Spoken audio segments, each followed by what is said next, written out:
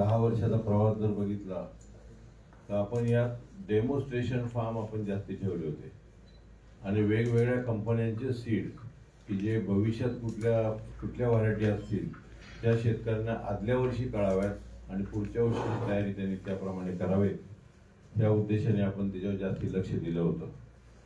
गेल्या 2 वर्षापासून मात्र की अख्खं जग ज्या तंत्रज्ञानाकडे चाललंय की त्याला AI तंत्रज्ञान आपण म्हणतो, त्या AI तंत्रज्ञानाच्या दृष्टीने आपण भारतात पहिल्यांदा ह्या ॲग्रिकल्चर डेव्हलपमेंट ट्रस्टच्या वतीने या तंत्रज्ञानाकडे शेतीसाठी हे तंत्रज्ञान ह्या दृष्टीने प्रथम आपण वापर सुरू केलेला आहे। या ठिकाणी गेल्या वर्षी ऊस होता, पण यंदाच्या अनुभव पाहता संपूर्ण वर्षभराचा गेल्या त्यातल्या जवळजवळ 200 टनाचं उत्पादन एकरी येईल अशा ऊसाचं इथं प्रात्यक्षिक आहे। आणि त्याचबरोबर गेल्या वर्षीचा जो ऊस होता त्याचा खोडवा सुद्धा, कारण खोडव्याला सुद्धा शेतकऱ्यांची मागणी असती, बहुतेक खोडवे 50 टन जास्तीत जास्त उत्पन्न येतं। इथं मात्र आपल्याला हे AI तंत्रज्ञान वापरून 150 टन खोडवा येईल अशा प्रकारचे इथं उत्पादनाचं प्रात्यक्षिक इथं आपण इथं ठेवलेलं आहे। याचबरोबर हा सर्व शेतीप्रधान देश असल्यामुळे नुसताच इथं ऊसाचं पीक नसतं, जिथं बागायत तिथं ऊसाचं पीक असतं, पण बाकीचं जिथं तात्पुरतं बागायत आहे अशा ठिकाणी खूप मोठ्या प्रमाणात कांदा असेल, तूर असेल किंवा काही ठिकाणी पाण्याची व्यवस्था असतील अशा ठिकाणी खानदेशात किंवा अलीकडे पश्चिम महाराष्ट्रात सुद्धा मोठ्या प्रमाणात केळी घ्यायला लागलेली आहेत। तर यंदाच्या ह्याच्यात आपण मका, कांदा, त्यानंतर तूर आणि केळी या ऊसाच्या सोबतीला आपण ही पिकं घेतलेली आहेत, कारण शेतकऱ्यांची त्याप्रमाणे मागणी आहे आणि या भुसार पिकाला सुद्धा आपण न्याय दिला पाहिजे आणि शेतकऱ्यांना त्याचं उत्पन्न वाढवता आलं पाहिजे यासाठी आपण इथं प्रात्यक्षिक घेतलेलं आहे। त्यानंतर थोडं आधुनिक शेती करण्यासाठी विशेषतः मोठ्या प्रमाणात शेती ही कमी होत आलेली आहे। बऱ्याच ठिकाणी पाणी कमी असतं, एक 10 गुंठ्यापुरतं किंवा अर्धा एकरापुरतं पाणी असतं, अशा ठिकाणी कमी जागेत जास्ती उत्पन्न काढण्यासाठी म्हणून आपण सोलरचं पॉली हाऊस आहे किंवा वेगवेगळ्या बेरीज, कारण आता जग सगळं खूप छोटं झालेलं आहे की कुठेही अमेरिकेतल्या एखाद्या बेरी असतील त्या आपल्याकडे यायला लागलेल्या आहेत, आपल्याकडचे तिकडे जायला लागलेले आहेत, त्यामुळे या बेरीचे काय प्रकार आहेत ते आपण प्रात्यक्षिकला ठेवलेले आहेत। परत हायड्रोपोनिक्स की ज्या पाण्याच्या संदर्भात पाणी वापरून भाजीपाला आपल्याला इथं वाढवता येतो त्याचं प्रात्यक्षिक आहे। त्यानंतर इस्रायलचं ठिबक तंत्रज्ञान, मग नेदरलँड असेल, इस्रायल, चीन, ब्राझील, स्पेन, जर्मनी अशा जवळजवळ 15 ते 20 देशातील उत्तम तंत्रज्ञान आपण इथं शेतकऱ्यांसाठी इथं बघण्यासाठी ठेवलेले आहे। याचबरोबर रोबोटिक तंत्रज्ञान आहे, तेही शेतकऱ्यांना बघता येईल।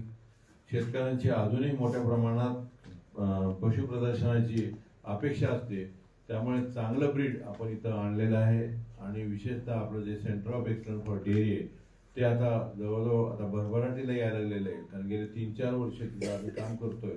त्यातल्या काही उत्तम कालवडी असतील, काही देशी कालवडी आहेत, काही होल्स्टीन, काही जर्सी, ह्याचं सुद्धा आपल्याला तिथं काही विक्रीला सुद्धा आपण त्या ठेवलेल्या आहेत आणि शेतकऱ्यांना बघण्यासाठी म्हणून सुद्धा आपण हे पशु प्रदर्शन ठेवलेलं आहे। विशेषतः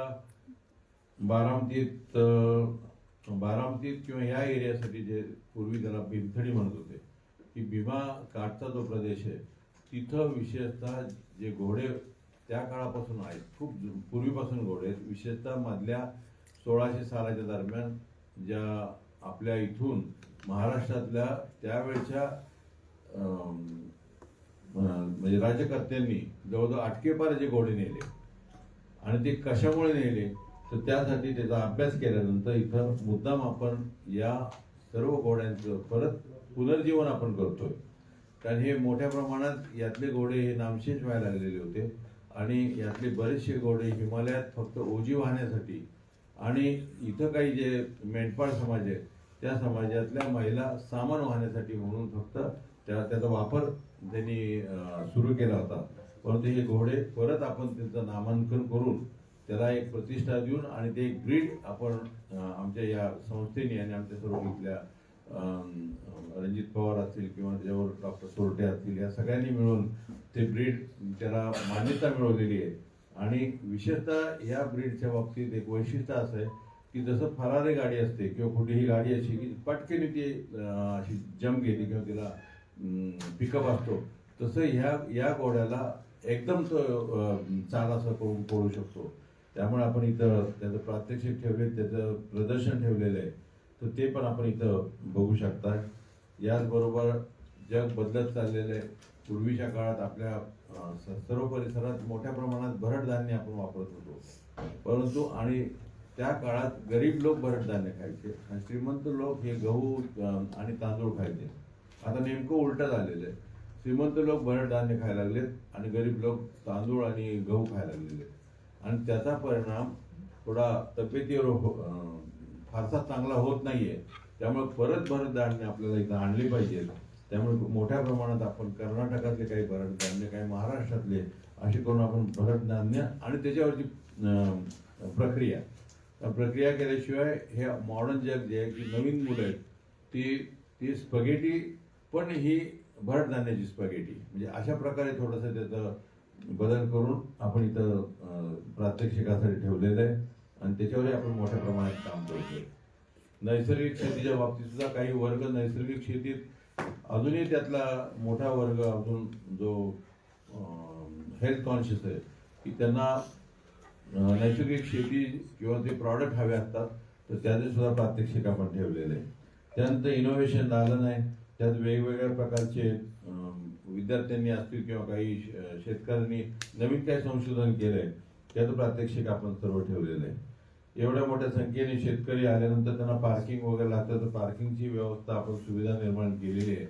परंतु आपण या 8 दिवस ठेवल्यामुळे अशी अपेक्षा आहे की शेतकऱ्यांनी खूप घाई गर्दीत विकेंडला न येता आणि 70,000 हजाराचा एकदम क्राऊड गर्दी न करता प्रत्येक दिवशी काही प्रमाणात थोडे शेतकरी करून त्यांनी हे प्रदर्शन संपूर्ण व्यवस्थितपणे बघावे अशी आमची अपेक्षा आहे. आणि शनिवार रविवारी जी गर्दी करतात त्याऐवजी आपण वीकडेजला सुद्धा शेतकऱ्यांनी यावं, कारण शेतकऱ्याला नोकरदारासारखं शनिवार आणि रविवारच पाहिजे असं काही नाही आहे. असं न करता वीकडेजला सुद्धा त्यांनी यावं आणि हे संपूर्ण प्रदर्शन व्यवस्थितपणे बघावं.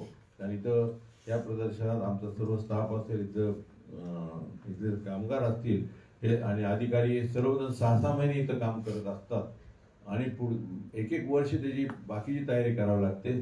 तर त्यासाठी आपण सर्वांनी इथं बसून प्रतिसाद चांगला द्यावा एवढीच माझी अपेक्षा आहे.